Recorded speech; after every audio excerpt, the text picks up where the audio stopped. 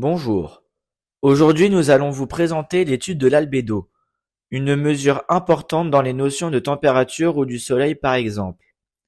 Cette étude a été faite par le groupe Dylan Graff, Elliot Bablo et Yanis Braar du lycée Institution Ray de Bois-Guillaume en Normandie, sur l'année scolaire 2024-2025. Cette vidéo se présente en plusieurs parties. Tout d'abord, une explication théorique sur ce qu'est l'albédo, pour ensuite observer et commenter une expérience faite avec la chaleur sur deux matières, à savoir le sable et le terreau. Puis nous finirons par une courte conclusion. L'albédo est la part de rayonnement solaire qui est renvoyée vers l'atmosphère.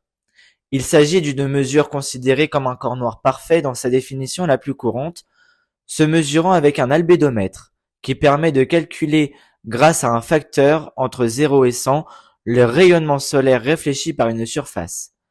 0 correspondant à une surface absorbant tous les rayons, et 100 à une surface renvoyant tous les rayons. Plus le rayonnement absorbé par la surface est important, et moins il est réfléchi, plus la surface chauffe. Les objets noirs ont une valeur albédo faible et absorbent donc une grosse partie des rayons du soleil et se réchauffent fortement. Les objets blancs ont un albédo élevé et réfléchissent les rayons du soleil beaucoup plus fortement, de sorte qu'ils se réchauffent moins rapidement. L'albédo planétaire de la planète a une estimation entre 0,31 et 0,34. L'utilisation de l'albédo est par exemple utilisée durant les périodes d'été pour lutter contre la chaleur. Par exemple, en mettant des vêtements blancs, mais il est également possible et utile dans l'astronomie pour reconnaître des corps trop froids et émettre leur propre lumière. Cela permet alors de différencier les planètes rocheuses des planètes gazeuses ou encore même dans l'énergie pour restituer les neutrons qui tentent de s'échapper pour calculer les luminescences du sol, en particulier pour installer des panneaux solaires. Passons à l'expérience. Donc, on devait mettre une lampe en face de deux matières.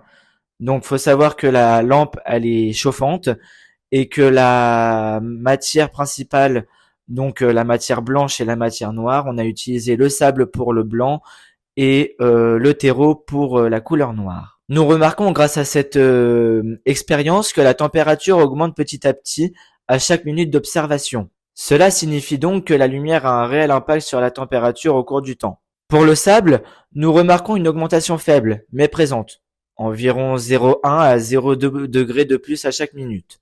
Nous déduisons alors que la lumière agit légèrement sur la température du sable, ce qui explique par exemple que le sable sur les plages d'été peut paraître des fois extrêmement chaud.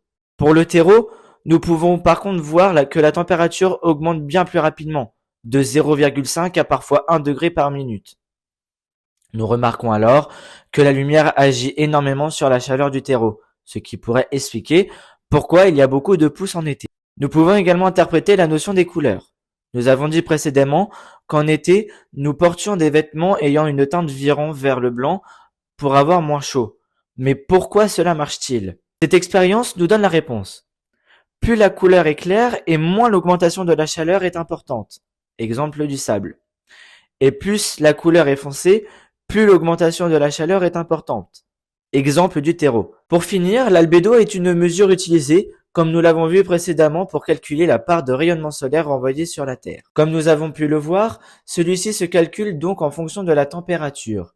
Un objet dont la couleur est foncée aura une albédo plus forte car sa chaleur ne sera pas extériorisée, et un objet dont la couleur est claire aura un albédo plus faible car sa chaleur sera plus extériorisée. L'expérience avec le sable et le terreau nous l'a bien prouvé.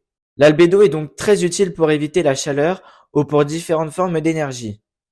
Chaque élève a contribué à la vidéo de diverses manières. Ilan dans la voix off, plus le diaporama sur le site Canva et dans les recherches.